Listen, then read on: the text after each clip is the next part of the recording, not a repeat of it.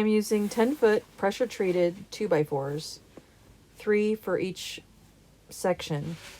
Each section is just shy of 10 feet wide.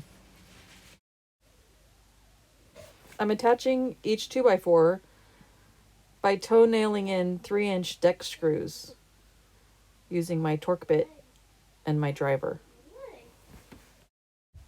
2 2x4s are staggered at the bottom and one at the top so that I can set in my corrugated panels.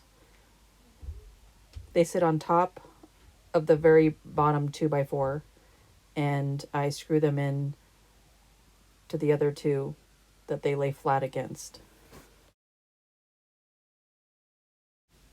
This very last section ended up being about 11 feet wide.